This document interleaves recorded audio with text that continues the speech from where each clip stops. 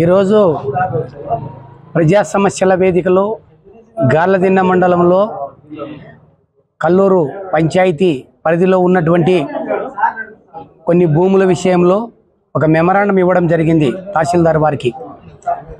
అక్కడ ఉన్నటువంటి గ్రామ కంటాలు మరియు దేవాదాయ భూములకు సంబంధించినటువంటిది.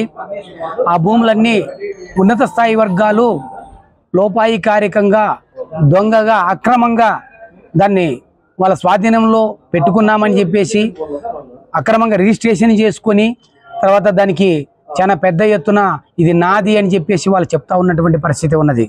ఉన్నత స్థాయి వర్గాలు కోట్లకు పడగలు ఎత్తినటువంటి వాళ్ళు ఈ భూములన్నీ కబ్జా చేయడం ఏంటి?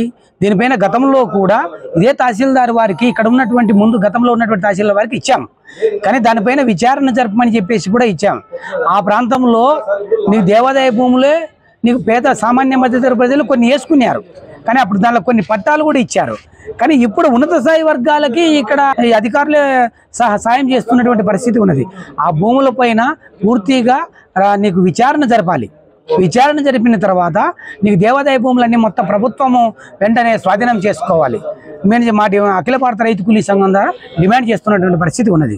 లేని పక్షంలో బలమైన ఉద్యమాలు చేస్తాము భూముల పైన అని చెప్పేసి ప్రభుత్వం హ్యాండ్ ఓవర్ చేసుకునేంత వరకు ఒకసారి తెలియజేస్తున్నాం. ఎంఆర్ఓ గారు కూడా ఇప్పుడు ఆ భూములపైన విచారణ జరుపుతాం, విచారణ జరిపిన తర్వాత మనం స్వాధీనం చేసుకుంటామని చెప్పేసి చెప్పడం జరిగింది.